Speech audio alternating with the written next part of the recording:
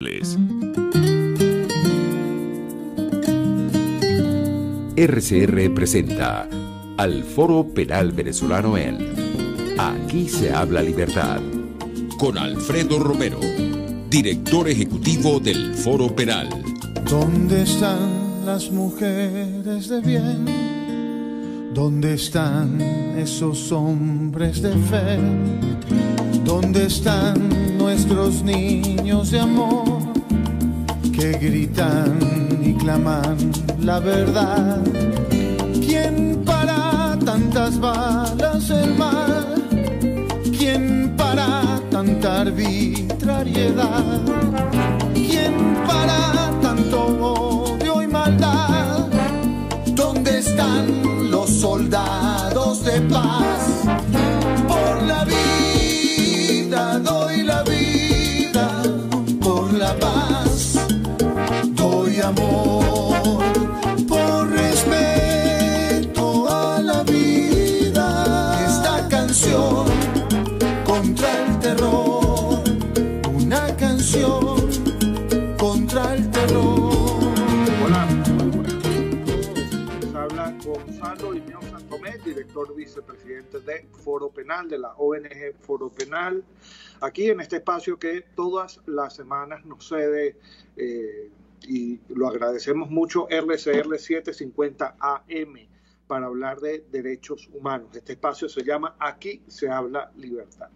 Y bueno, y los saludo pues desde Caracas, Venezuela, a todas las personas que están pues pendientes de nosotros a través del canal en vivo de RCR 750 AM en YouTube, también a través de www.rcr.tv y a través también de todas pues estas modalidades virtuales que tenemos ahora de comunicarnos nosotros en Venezuela y desde Venezuela para el mundo. Los saluda desde la Dirección General de la Estación Jaime Nestares, en la producción general Wilitz Arcaya, en la producción del espacio, concretamente Catherine Manzano, y bueno, aquí quien les habla, Gonzalo Imión Santomé. Vamos a hablar de varias cosas. Esta semana que pasó ha sido una semana muy movida en cuanto al tema de los derechos humanos. Han pasado varias cosas que llaman la atención, que hay que reseñar, de las que hay que hablar. La primera de estas situaciones muy importante es lo que fue la emisión de este nuevo reporte de la alta comisionada para los derechos humanos de la ONU, Michelle Bachelet, sobre el caso de Venezuela. Este reporte lo tengo aquí precisamente para compartir algunos aspectos de este informe que presenta Bachelet.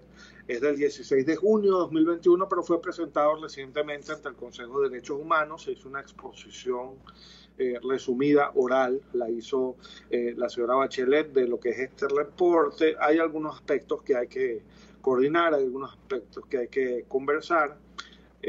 Llama mucho la atención que el lenguaje utilizado en este reporte sobre la situación de los derechos humanos en Venezuela es un lenguaje quizás excesivamente diplomático, muy difícil de compaginar con lo que es la realidad, la crudeza de lo que estamos viviendo en materia de derechos humanos en nuestro país.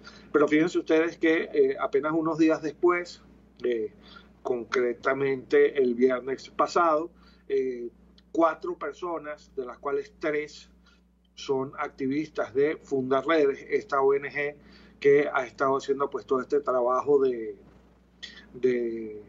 información que es fundamental sobre lo que ha sido esta escalada violenta en Apure, de lo que ha venido pasando con la guerrilla, de lo que ha venido pasando incluso con los efectivos del ejército nuestro, el ejército venezolano, pues fueron arbitrariamente detenidos. Estaban ellos en coro formulando unas denuncias sobre unos actos de persecución y acoso que han venido sufriendo y bueno, terminando de poner esas denuncias, fueron arbitrariamente detenidos estas 4 personas. Una fue liberada casi que inmediatamente, pero los otros 3, estoy hablando de Javier Tarazona, Rafael Tarazona y Omar de Dios García, pues fueron remitidos para Caracas. Aquí en Caracas estuvimos pendientes de ellos, fueron presentados ante el Tribunal Tercero en funciones de control con competencias en materia especial de terrorismo.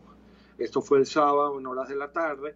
Ahí se les imputó, entre otros, el delito de instigación al odio, el delito de terrorismo, se les imputó también y fueron tratados pues como terroristas y quedaron privados de su libertad arbitrariamente, bueno, por hacer lo que nosotros, para hablar un poco más de lo que era y de lo que es el trabajo de Fundaredes, que es la ONG a la que ellos pertenecían, a la que ellos fundaron.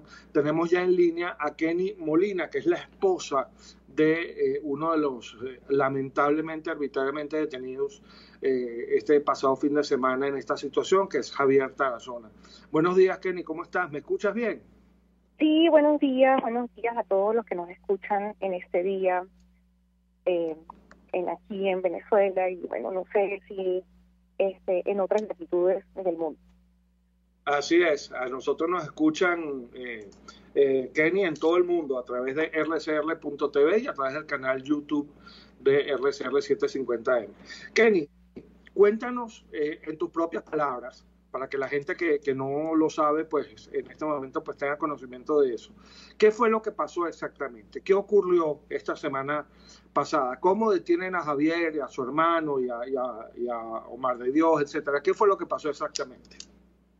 Bueno, ellos estaban en la ciudad de Coro, estado Falcón, Venezuela, y fueron a dar unos talleres de documentación de violación a los derechos humanos. Allí pues fueron asediados por organismos policiales del Estado y pues Javier se dirigió a la fiscalía a denunciar el hostigamiento por el que estaban pasando. Y pues allí mismo la fiscalía fue detenido. Esto es todo. Están detenidos en Caracas, exactamente, creo que en el helicoide, o es en el helicoide que están. Así es.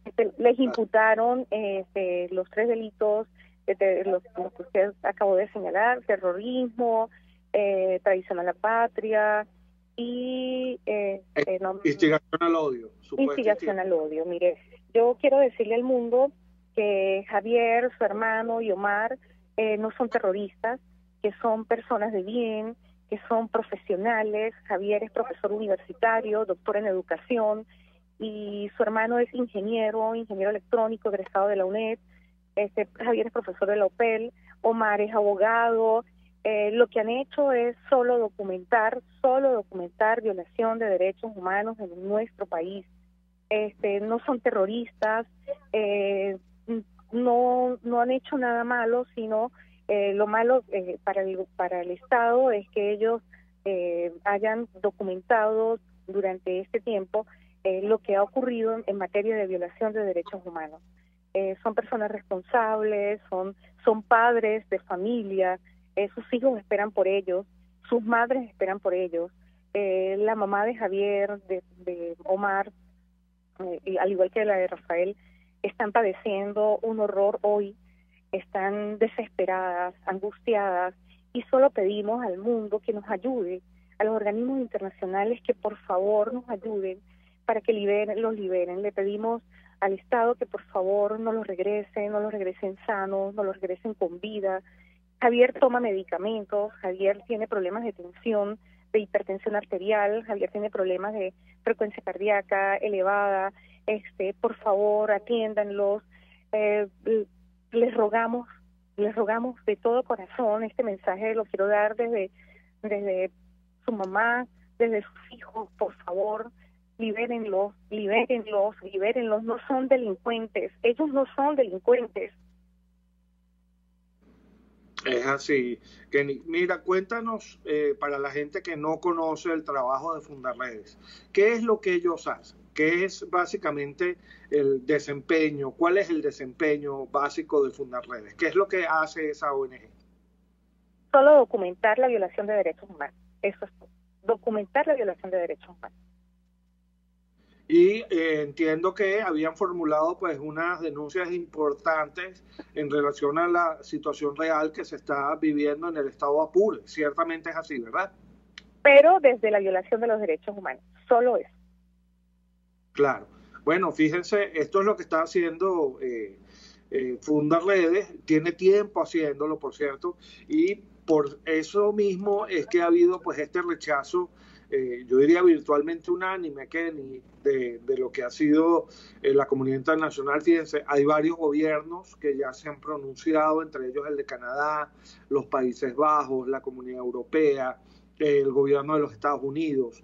También Bachelet, fíjense lo que fue su exposición oral el día de ayer, de lo que fue su informe sobre la situación de los derechos humanos, hizo una mención especial de la situación de Javier Rafael Tarazona y de Omar de Dios García, como defensores de derechos humanos. Amnistía Internacional, con mucha rapidez, con mucha celeridad, emitió también una acción urgente internacional demandándole pues, al gobierno venezolano la inmediata liberación de estos defensores de derechos humanos y todo lo que ha sido también el movimiento de derechos humanos Provea, todas las ONG pues, de Venezuela, pues también hemos estado como muy unidas en todo esto, ¿no? Esa es la situación que lamentablemente estamos viviendo. Nosotros estuvimos allá, una de las cosas más delicadas que hay que contar es que los abogados de Javier y de su gente estuvimos allá desde tempranito en la mañana en los tribunales, y cuando llegaron ellos para allá no se les permitió el acceso a los abogados y se les impuso, como ya es lamentablemente costumbre, un defensor público. Y esto es muy grave porque tú tienes derecho a ser defendido por la persona que tú elijas. Y esta situación pues genera una muy clara indefensión, una situación bien difícil, bien complicada de manejar. Kenny, cuéntanos un poco, ¿ustedes tienen hijos? ¿Es qué? ¿Tienen ¿Perdón? hijos? ¿Tienen hijos? ¿Ustedes tienen hijos, Javier y tú? No, pero tiene sus hijos aparte y están esperando a su papá. Lo están esperando, están desesperados por verlos. Entonces, por favor, nosotros pedimos que los liberen pronto a Omar, a Javier y a Rafael. Claro, yo te hago la pregunta porque una de las cosas que pasa con esto, y bueno, y tú lo estás viviendo, Kenny, es que cuando encarcelan injustamente a alguien, no solo lo encarcelan a él, también de alguna manera encarcelan con ellos, en sentido figurado, a su familia, ¿no? Que quedan en un nivel de angustia, en un nivel de preocupación. Claro, muy alto. Sus hermanos, su mamá, por los hijos de Javier, la mamá, ¿no? Sí, la madre de estos muchachos, sus parejas. Claro que sí, es un calvario, es una angustia permanente, es una incertidumbre, realmente es una realidad muy compleja que va mucho más allá de las palabras. Claro, bien difícil de manejar, bien dura la situación. Si tú pudieras, a través de este espacio, Kenny, dirigirle directamente, por ejemplo, a la juez del caso o al fiscal que está llevando el caso un mensaje, ¿qué mensaje sería, Kenny? Que por favor tengan compasión, que por favor tomen en cuenta la trayectoria de estos muchachos, de estos jóvenes, que por favor sean lo más humanos posible, que se pongan también la mano en el corazón y vean que tienen familia, que tienen hijos, que tienen sus madres, que tienen sus parejas y que no son ningunos delincuentes. Ellos lo saben, ustedes lo saben, ustedes saben que esos jóvenes no son delincuentes, que son personas que han trabajado por la sociedad, que le dan mucho a la sociedad, que han de alguna manera han ayudado también a construir este país desde sus conocimientos y desde sus labores sociales. Bueno, fíjense ustedes que esto que está planteando Kenny es básicamente el requerimiento no solo de todo el país, sino de gran parte de la comunidad internacional que ya se ha pronunciado con respecto a este caso. Bueno, Kenny, muchas gracias, vamos a estar pendientes, vamos a seguir, por supuesto, apoyando lo que podamos apoyar. Y bueno, no sé, ¿quieres decir algo más antes ya de concluir esta intervención en el programa? Agradecerle a los medios de comunicación, agradecer a ustedes, agradecer a los organismos internacionales, agradecer esa solidaridad que en Venezuela y el mundo se está dando para con ellos y para con nosotros. Dios los bendiga y bueno, muchas gracias. Bueno, seguiremos adelante y vamos a seguir luchando por la libertad, no solamente de ellos, sino también de los casi 300 presos políticos que tenemos al día de hoy en el país. Era Kenny Molina, esposa de Javier Tarazona, fundador de Fundarredes, que junto a su hermano Rafael Tarazona y Omar de Dios García, pues fueron arbitrariamente detenidos el pasado viernes, lo cual ha generado pues una muy contundente respuesta, no solo nacional, sino internacional, en defensa pues de quienes a la vez te defienden, en defensa de los defensores de derechos humanos. Fíjense ustedes que una de las cosas que comenzábamos al inicio del programa es que recientemente la alta comisionada para los derechos humanos de la ONU presentó ante el Consejo de Derechos Humanos de esa instancia de la ONU su informe sobre la situación de los derechos humanos de la ONU, una actualización, porque en realidad todos los años pues presenta estos informes y poco a poco pues van como perfilando cuál es la situación de Venezuela en materia de derechos humanos. En este informe, pese a que hay muchas cosas que desde el punto de vista del lenguaje utilizado son cuestionables, una de las cosas que destaca particularmente, y lo hace específicamente a partir de los párrafos 57 y siguientes de ese informe, se habla de la estigmatización y de la criminalización de los actores de la sociedad civil. Fíjense ustedes, dice, la Oficina de la Alta Comisionada de Derechos Humanos analizó 19 casos. Esto es antes de la situación que acabamos de comentar con Kenny Molina, que es la esposa de Javier Tarazona. Analizó 19 casos de personas defensoras de los derechos humanos, entre ellas activistas locales, periodistas, sindicalistas y miembros de organizaciones de la sociedad civil, que se encontraban enfrentando procesos penales durante el periodo que abarca el informe. Según la información facilitada a la alta comisionada, las acusaciones formuladas contra las personas defensoras de los derechos humanos se basaron en pruebas poco sólidas o en la criminalización de formas legítimas de participación cívica, como la protesta, la organización, la expresión de opiniones críticas o la participación en asuntos políticos. Identificó la Oficina de la Alta Comisionada preocupaciones relacionadas con el debido proceso, es decir, en estos casos no se respeta el debido proceso. Y bueno, y para muestra un botón, ahí tenemos lo que pasó el sábado con el caso de Javier Tarazona, su hermano, y Omar de Dios García. Los abogados estábamos allí, pero entonces la juez sencillamente no nos dio acceso, no nos permitió estar allí y le nombró contra su voluntad unos defensores públicos que violentan ese principio fundamental del derecho, según el cual uno tiene que estar asistido por un abogado de su confianza, por un abogado que uno elija, no por el abogado que te elija el tribunal. Eso no funciona así, ¿no? Entonces, bueno, sí hay violaciones al debido proceso, procedimientos de allanamiento, incautación y detenciones que se llevaron a cabo, como es en este caso, sin órdenes judiciales, el uso rutinario de la prisión preventiva como una forma de castigo anticipada, el incumplimiento de los plazos procesales, la denegación de acceso a la defensa legal de propia elección. Fíjense que ya lo había dicho la alta comisionada antes y volvió a pasar entonces este jueves, ¿no? Y este viernes que pasó, esta semana que pasó, y la falta de acceso oportuno y completo a los expedientes y documentos del caso por parte de la defensa. Esto está pasando, y está pasando contra los defensores de derechos humanos, y es algo que ha sido recogido entonces ya por la Oficina de la Alta Comisionada para los Derechos Humanos de la ONU, que sorpresivamente entonces dice que ha habido algunos avances, que el gobierno venezolano se ha mostrado como más abierto a de alguna manera respetar estas recomendaciones, pero fíjense, esto se les recomienda la semana pasada y apenas unos días después se procede a la detención de más defensores de derechos humanos en las mismas condiciones en las que se pauta en este informe, que es de junio, ni siquiera es de julio, es de junio de este año, es decir, desde unos días antes de esta situación en concreto, ¿no? Fíjense que una de las cosas que destaca en el caso de Javier Tarazona, de Rafael Tarazona y de Omar de Dios García, es que se les acusa de terrorismo. Y fíjense lo que dice el informe de la alta comisionada sobre este tema. Dice, la definición de terrorismo contenida en la Ley contra la Delincuencia Organizada y Financiamiento del Terrorismo de 2012 continúa siendo vaga y se interpreta de manera que engloba una categoría más amplia de actividades, organizaciones y personas. Las normas aplicables exigen una definición precisa y una interpretación restringida en cumplimiento de los principios de legalidad, necesidad y proporcionalidad, pero se detuvo por lo menos a 3 dirigentes sindicales para el momento de este informe, a un activista y 2 miembros de la oposición bajo acusaciones de supuesto terrorismo o de financiamiento al terrorismo.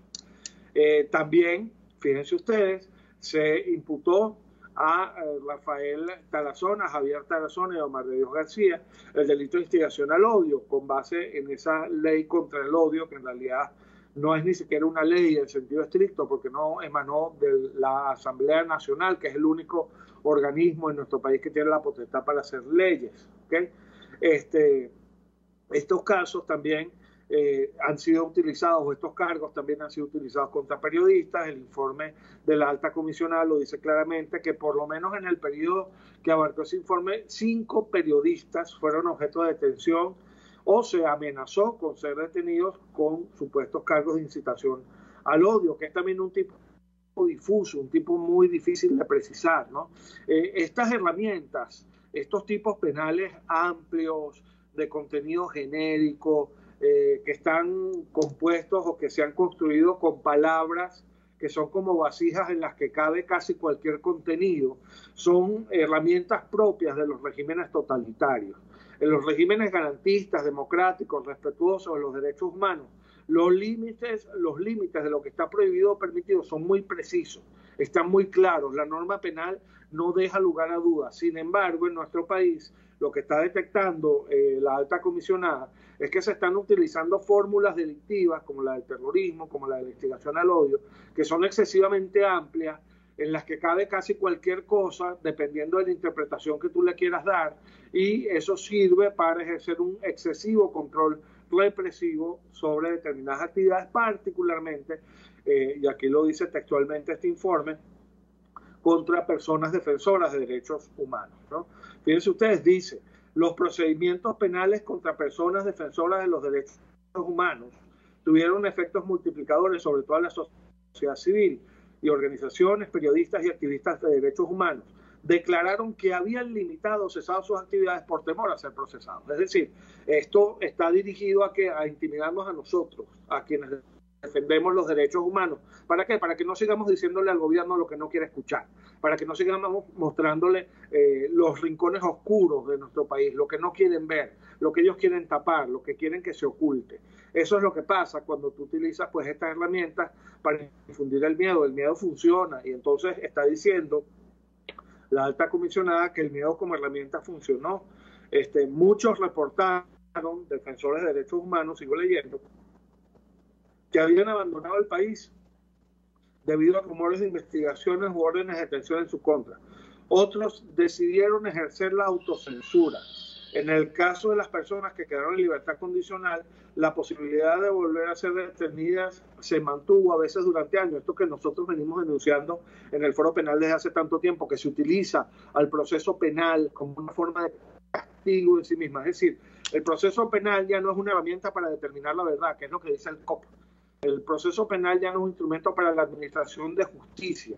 No, el proceso penal se ha convertido en sí mismo en un castigo mediante el cual te restringen en tus derechos sin ni siquiera haberte condenado y te mantienen indefinidamente restringido en tus derechos sin que ni siquiera haya una condena en tu contra. Un ejemplo patético y claro de esto, el caso de Antonio Garbi, tiene ya más de 7 años preso, sin que haya siquiera comenzado su juicio. Es decir, es una persona que tiene una condena anticipada sin que tenga ya una pena impuesta. Eso es lo que está destacando el informe de la alta comisionada. Fíjense, por ejemplo, que habla de casos en específico.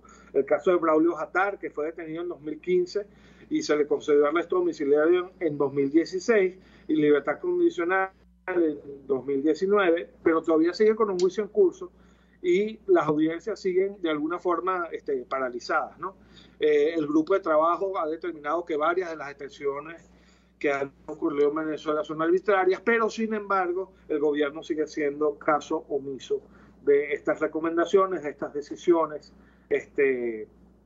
que de alguna manera emiten los órganos internacionales con respecto a Venezuela. Entonces, fíjense, esto es lo que está pasando con los defensores de derechos humanos.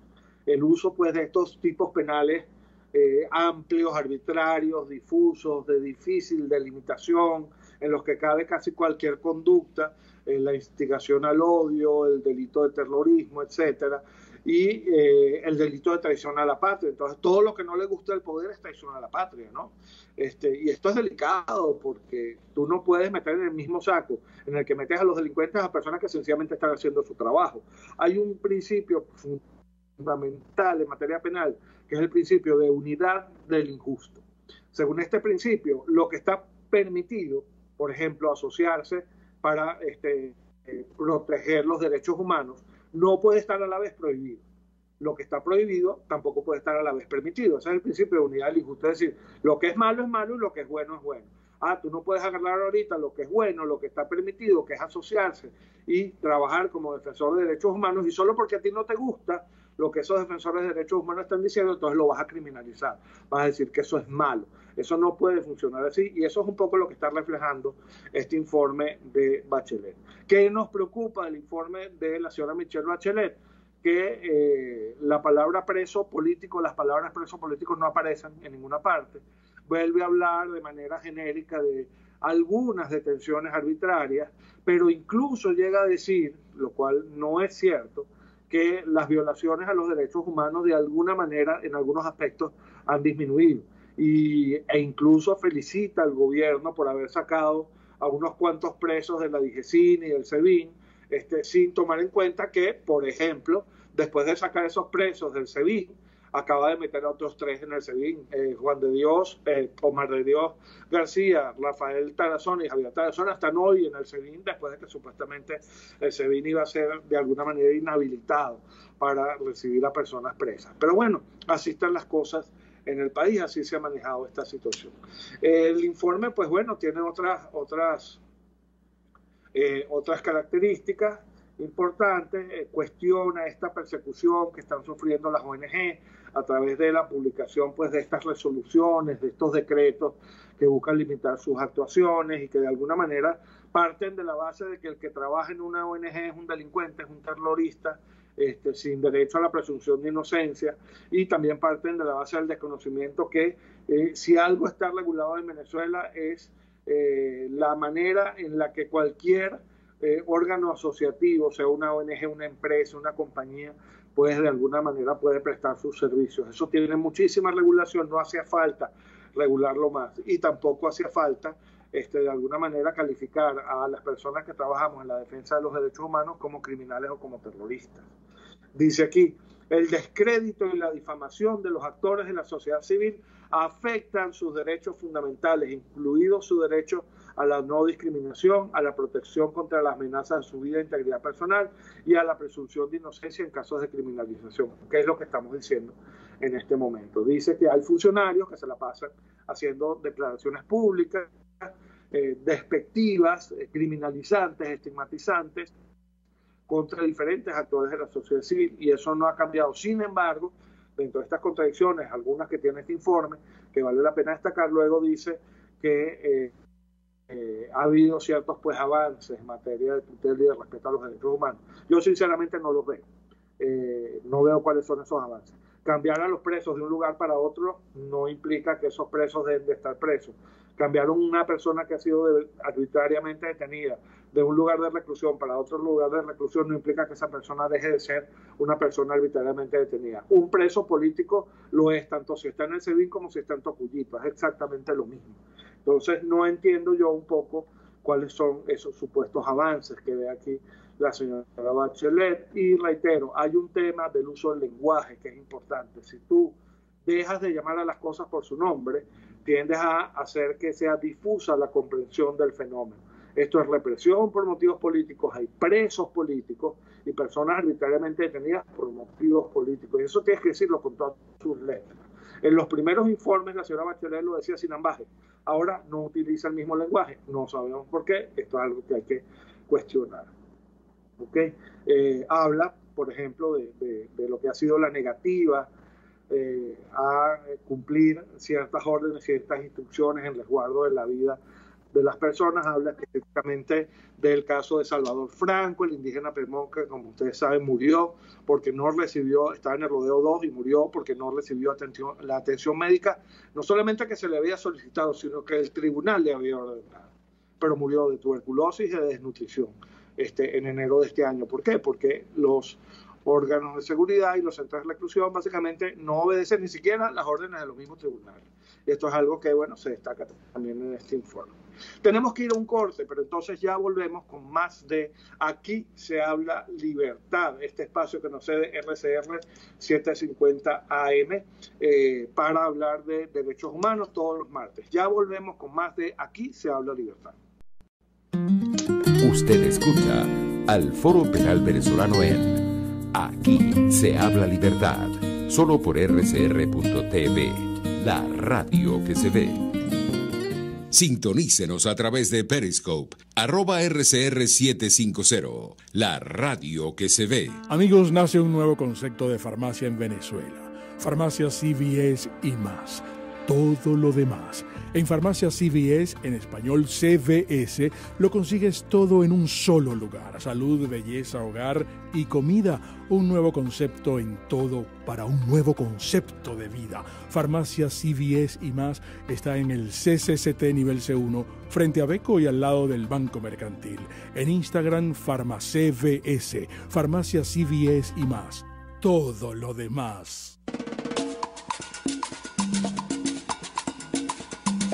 Fuerza que nos activa, fuerza que une a un país que quiere cambio. Mi nombre es Chuo Torrealba y estoy contigo para que te enteres de todo lo que acontece dentro y fuera de un país en crisis, un país que quiere cambio y libertad. Unidad, la fuerza es la unión. De lunes a viernes desde las 6 de la tarde, solo por RCR, porque lo bueno une. En tiempos de pandemia, la solución más efectiva es un concentrador de oxígeno, porque ofrece un suministro infinito de oxígeno. No necesita recargas. Además, aplica dosis de oxígeno según el pulso del paciente. Contáctenos 0412-030-9150. Y ahora quiero hablarte de Comercializadora Prada. Y ya de solo nombrarlo se me hace agua la boca, porque Comercializadora Prada son los más frescos quesos y embutidos que te llevan a tu casa. Todos los quesos, todos los embutidos, y como cuentan con proveedores exclusivos, te resulta mucho más económico. Llámalos ya, 0424-134-6035, en Instagram wprada.ve. Comercializadora Prada, todo en quesos y embutidos con la mejor relación precio-sabor. Antes de empezar el día, entérese de lo que acontece en el país junto a Pedro García Otero en Titulares de la Mañana, de lunes a viernes a las 6:30 de la mañana.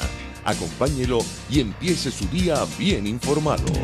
Titulares de la Mañana con Pedro García Otero, solo por RCR 750 AM, porque lo bueno une. Mis amigos, una empresa comprometida y responsable con su personal es una empresa segura, y Produzca es la compañía pionera en Venezuela que ofrece la mayor cantidad de equipos de comprobada calidad para garantizar la seguridad integral de toda la nómina industrial de cualquier empresa. El catálogo de Produzca es inmenso, todo tipo de guantes, cascos, accesorios y productos varios de protección para tu personal. Conoce más de Produzca en www.produzca.com. Produzca, seguridad en tu empresa de los pies a la cabeza. Moisés Naim en Efecto Naim. Hola, soy Moisés Naim desde Washington. Conéctese a rcr.tv. También nos puede seguir por @Efecto Naim en Twitter. Y estamos en Facebook y en Instagram. Y no olvide que puede disfrutar todos los contenidos del programa cuando usted quiera, suscribiéndose a nuestro canal de YouTube. Nos vemos en la radio. Los miércoles y viernes a las 7 de la noche. Solo por RCR 750 AM. RCR 750 AM, porque lo bueno une. Les estamos presentando al Foro Penal Venezolano en Aquí se habla libertad.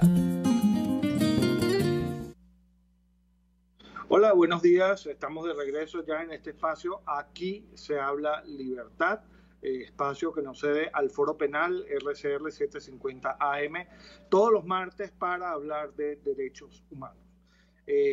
Bueno, en el espacio pasado, en el corte pasado, estuvimos hablando de lo que es la situación bien delicada de esta reciente detención arbitraria por motivos políticos de 3 de los activistas de Fundaredes, ONG de defensa de derechos humanos, Javier Tarazona, Rafael Tarazona y Omar de Dios García. Situación bien delicada que, bueno, está en este momento en curso. Fueron privados formalmente de su libertad, imagínense ustedes, por la comisión del delito de traición a la patria, terrorismo e instigación y supuesta instigación al odio. Por cierto, el delito de traición a la patria es uno de los delitos que en nuestro país alcanza la pena más alta que puede tener cualquier delito en Venezuela, que es la pena de 30 años de prisión.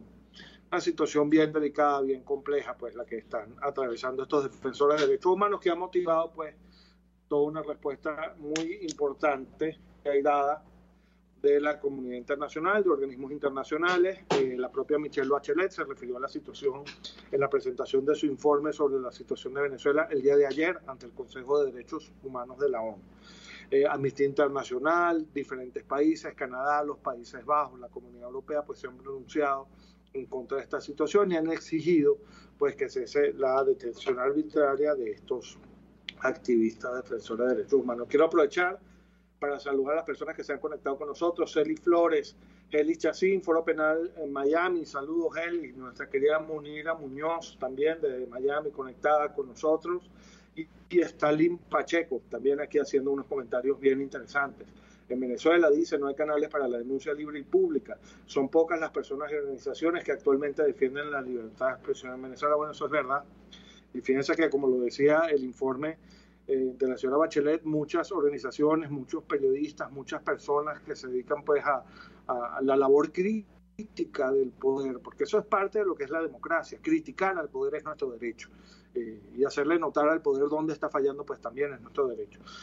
Bueno, muchas personas que se dedican a eso pues han optado por la autocensura, lo cual es sumamente grave.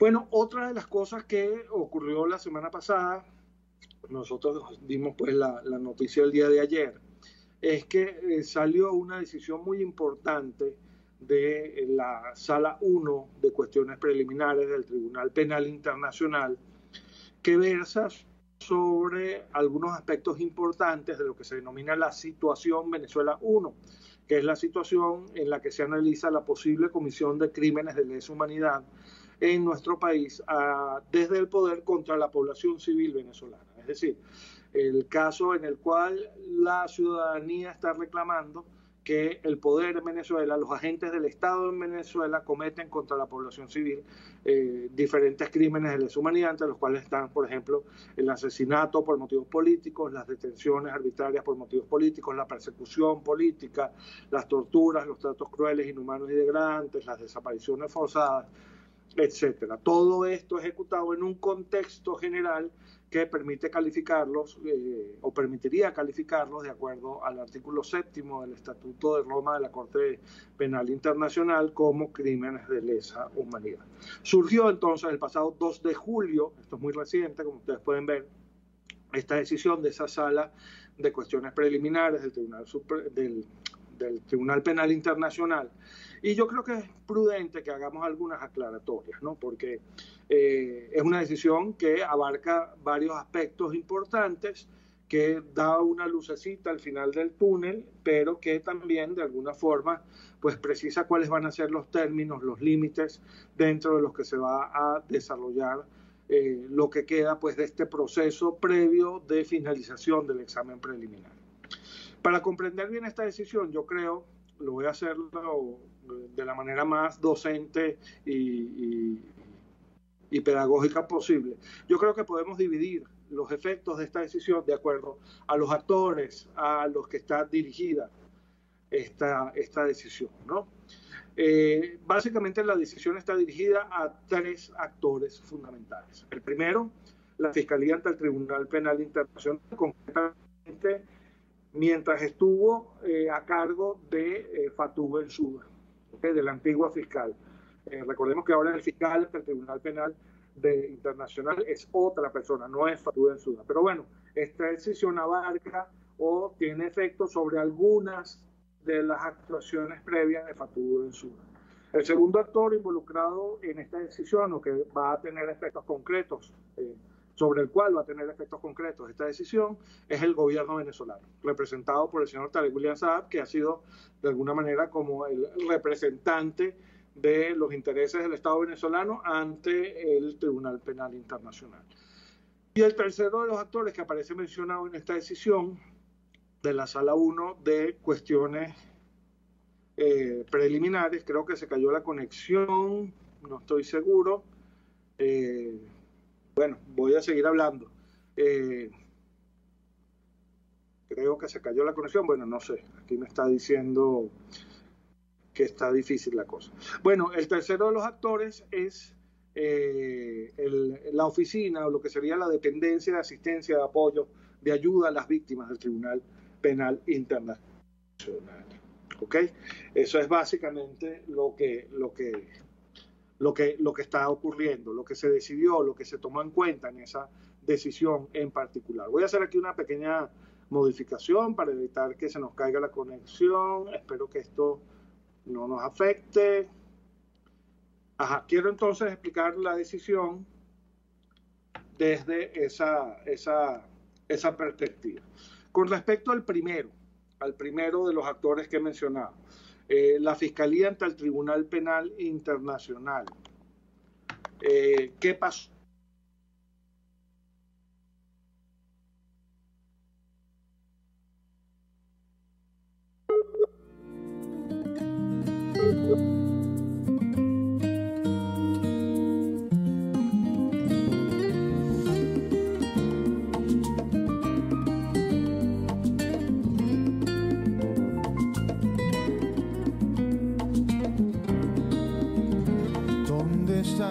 Las mujeres de bien, ¿dónde están esos hombres de fe?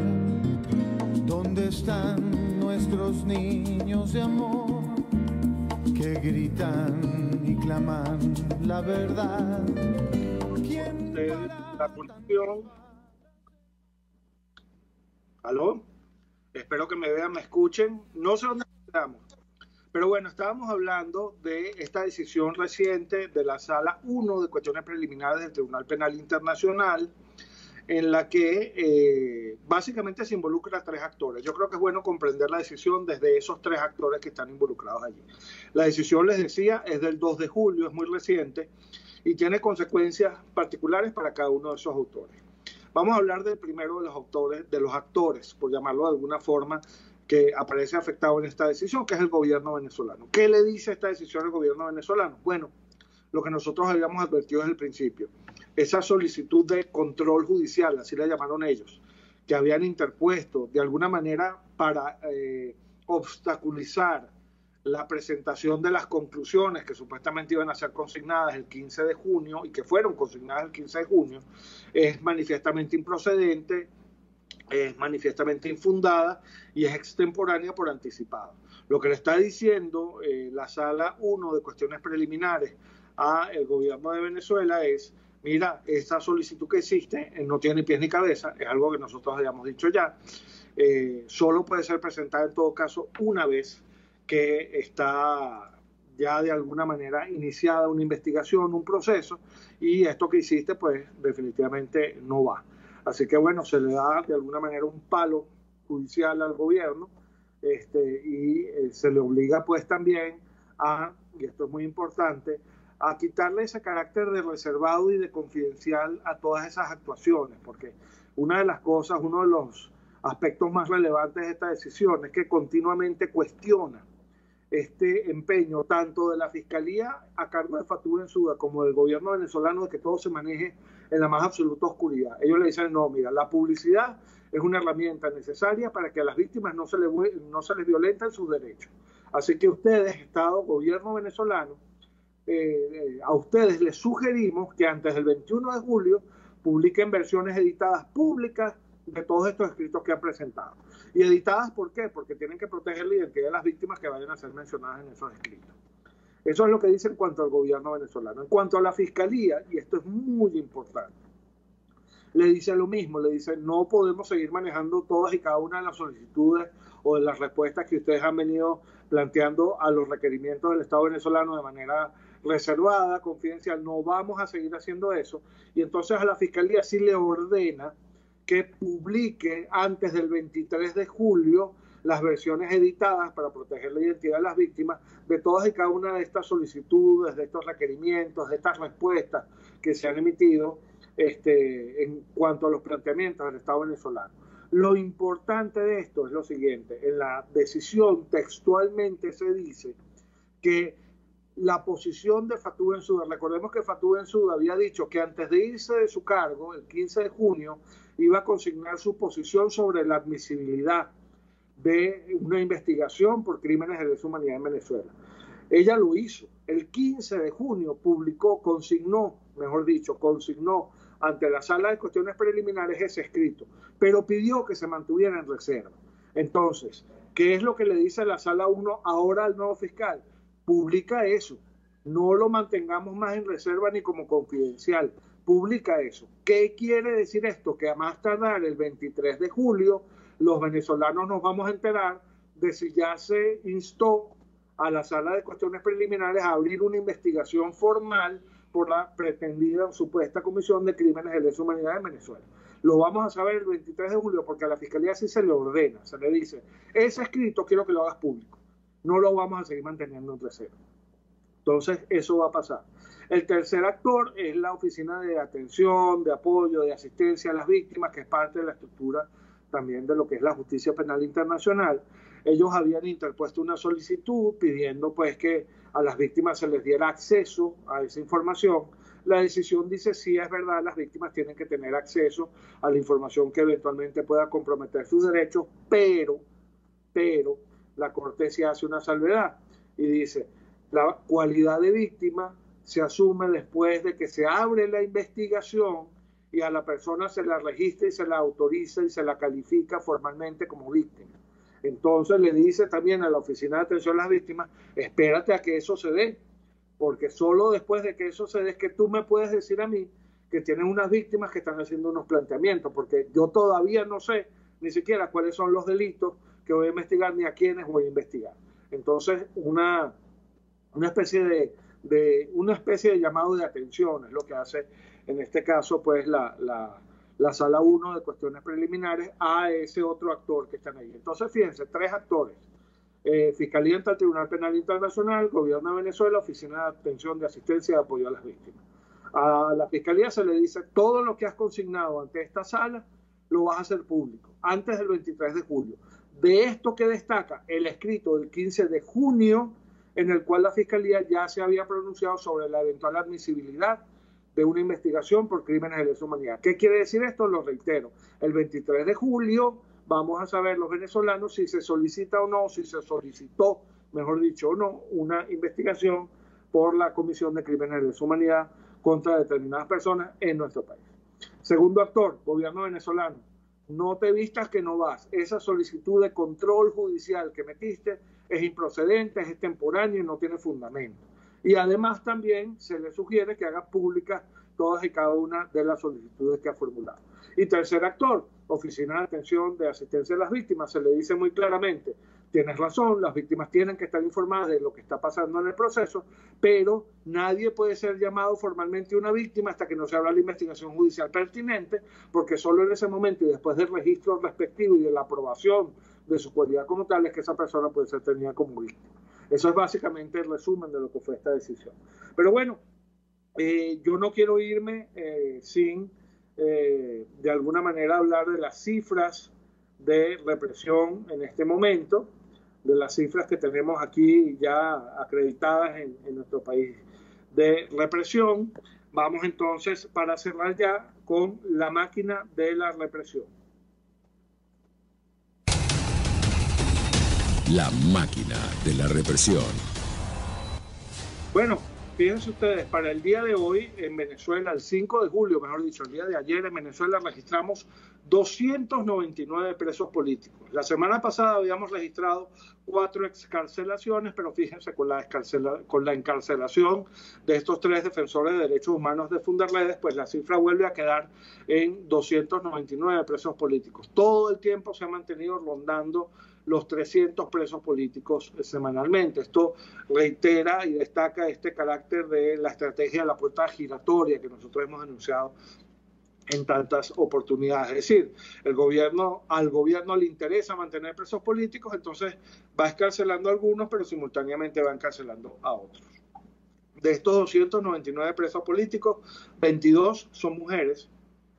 Uno fue detenido siendo adolescente, está siendo procesado como adolescente, aunque ya alcanzó la mayoría de edad, y tenemos 129 militares. Tenemos desde 2014 15.748 arrestos acumulados por motivos políticos, y de estas personas, bueno, ya 299 son presos políticos, pero 9.393 siguen sujetas a procesos penales arbitrarios por motivos políticos, pero bajo medidas cautelares. En el 2021 hemos registrado 34 arrestos, de los cuales han sido escarcelados con diferentes medidas cautelares 28 personas, pero siguen detenidas 6. Esas son entonces las cifras de la represión en este momento en nuestro país. Y bueno, y habiendo dicho pues todo esto, les pido excusas por los errores de conexión que tuvimos. Sigo sin internet, estoy conectado a través de los datos del celular, pero bueno, cerramos el programa por el día de hoy. Me despido en nombre de Foro Penal. Recuerden toda la información que necesiten sobre nuestra organización, www.foropenal.com, o pueden escribirnos a info@foropenal.com y con gusto respondemos sus inquietudes. Me despido entonces a nombre de mi organización, me despido a nombre de todos y cada uno de los activistas y defensores de derechos humanos que tenemos en el Foro Penal, no solamente en Venezuela, sino ya en 29 ciudades del mundo. Ya somos una organización internacional. Me despido a nombre de la emisora RCR 750M, de Jaime Nestares en la dirección general, de Wilizar Calle en la producción general, de nuestra querida Catherine Manzano, que está en la producción del espacio en general. Y bueno, y a nombre propio pues también me despido. Un fuerte abrazo para todos ustedes y nos vemos la semana que viene con más de Aquí se habla libertad. RCR presentó al Foro Penal Venezolano en Aquí se habla libertad. RCR